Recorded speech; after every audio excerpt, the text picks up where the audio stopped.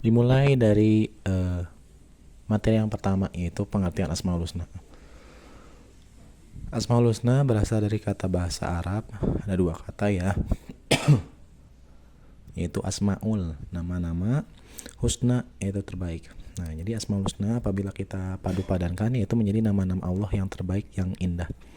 Asmaul Husna terdiri dari 99 nama yang menggambarkan sifat Allah yang maha sempurna.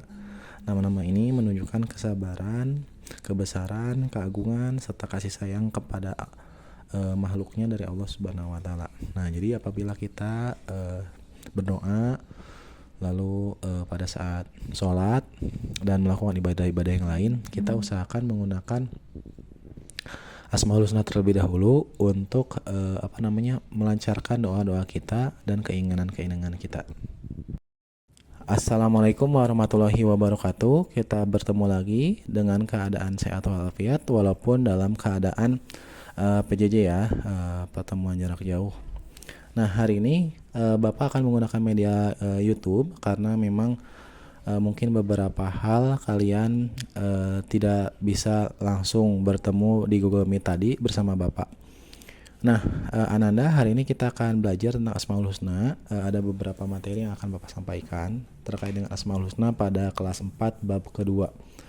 Nah, siapkan dulu alat tulisnya dan buku PAI-nya. Jumlah Asmaul Husna itu banyak ya, ada 99 nama baik Allah Subhanahu wa taala. Nah, namun yang kita akan bahas itu pada hari ini cukup 5 saja. Nah, yang pertama adalah Al-Malik. Bahasa Indonesianya adalah Maha Merajai. Al-Malik adalah salah satu nama Allah yang agung. Al-Malik berarti Maharaja, penguasa atas semua makhluknya. Nah, Allah sendiri yang mengatur segala urusan makhluk karena hanya Allah lah yang maha kaya dan pemberi rezeki. Dia yang menguasai serta mengatur kehidupan dan kematian semua makhluk yang ada di muka bumi. Nah, jadi kalau misalnya kita mengetahui Al-Malik itu Maharaja, kita harus memasrahkan semuanya kepada Allah Subhanahu wa taala. Karena Allah lah yang memberi rezeki, Allah yang mengatur semua segala urusan makhluk yang ada di muka bumi ini ya. Lalu selanjutnya ada Allah Al-Aziz, Maha Mulia. Nah, dengan kehendaknya seseorang dapat menjadi mulia dan dengan kehendaknya pula seseorang dapat menjadi hina. Nah, kehendaknya di sini adalah kehendak Allah ya, Nanda. Kita harus menjaga kemuliaan dan kehormatan dengan cara menaati perintahnya dan menjauhkan diri pada perbuatan dosa dan apa-apa yang dilarang oleh Allah Subhanahu wa taala. Seperti mencontek, berbohong, lalu misalnya kita berbuat kasar, mengucapkan kata-kata kasar, bully ataupun lain sebagainya. Nah, kita harus melaksanakan semua apa yang diperintahkan oleh Allah Subhanahu wa taala. Seperti apa? Seperti sholat, zikir, sekarang belajar, menaati perintah orang tua, dan lain sebagainya. Masih banyak yang lain ya.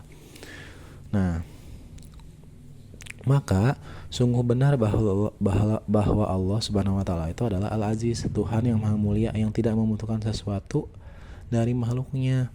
Tuhan yang maha tinggi yang tidak satupun makhluknya mampu menggapai ketinggian zatnya.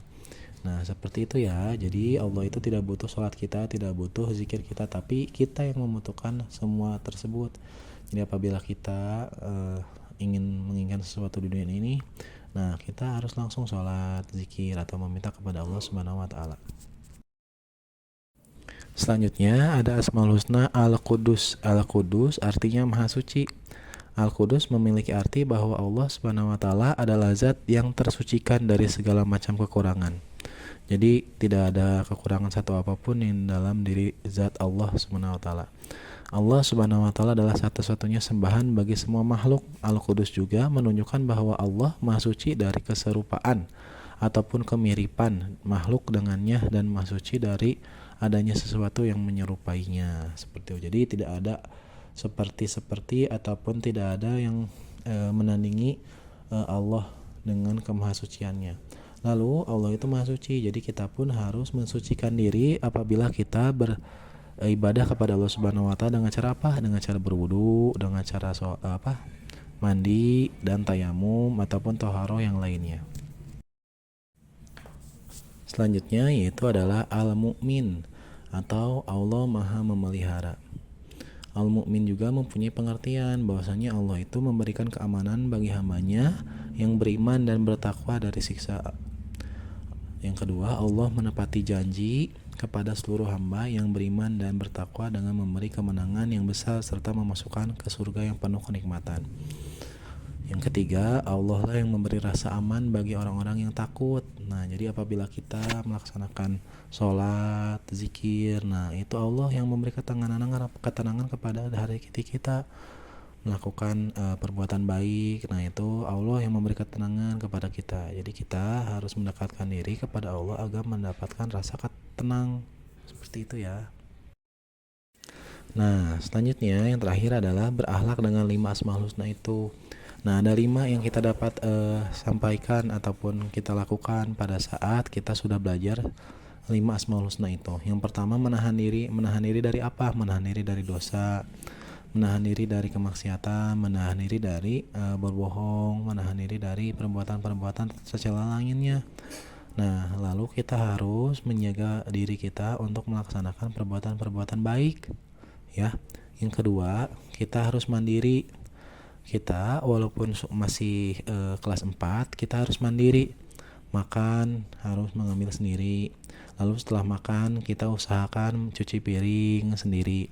Lalu yang ketiga itu cinta kebersihan. Mencintai kebersihan itu bukan berarti kita hanya membuang sampah pada tempatnya, tidak, tapi kita harus menjaga kebersihan diri, misalnya dengan mandi 2 kali sehari, sikat gigi, wudu. Nah, wudhu pun dengan bagian-bagian tertentu yang misalnya kita harus membersihkannya, misalnya tangan sampai ke siku, terus telinga harus dibersihkan, lalu muka harus dibersihkan. Nah, itu harus menjaga kebersihan kita ya. Lalu selanjutnya ada menjaga lisan. Menjaga lisan kita tuh harusnya dengan mengucapkan zikir, terus tidak mengucapkan yang kotor-kotor, yang jorok-jorok ataupun yang kasar-kasar. Nah, yang terakhir adalah hidup tertib. Hidup tertib dengan apa? Misalnya kita bangun tidur pagi, jangan terlambat untuk melaksanakan sholat subuh. Nah, coba siapa yang tadi belum sholat subuh? Nah, coba setelah ini kita sholat subuh dulu, lalu melaksanakan sholat duha ataupun sholat sunnah yang lainnya. Nah, seperti itu ya. Nah, jadi penutupan hari ini sebelum kita ada evaluasi yang kita harus laksanakan. Nah, kita nanti melaksanakan sholat duha terlebih dahulu. Setelah sholat duha, kalian membaca ayat suci Al-Quran, surat-surat pendek. Lalu kalian boleh menulis materi yang ada dalam YouTube ini. Nah, setelah itu kalian akan melaksanakan evaluasi yang akan Bapak sampaikan. Seperti itu. Nah, evaluasi bab kedua Asmaul Husna. Nah, ini evaluasi ini untuk kegiatan kalian pada saat PJJ ya. Nanti evaluasi ataupun tujuan pembelajaran yang selanjutnya itu akan disampaikan di kelas. Nah, ini linknya akan Bapak tuliskan di deskripsi biar kalian tinggal klik dan langsung kerjakan menggunakan HP-nya masing-masing. Nah, apabila tidak bisa ataupun sulit, nanti boleh bertanya kepada Bapak di grup WA ya, ataupun di grup kelas. Oke, terima kasih.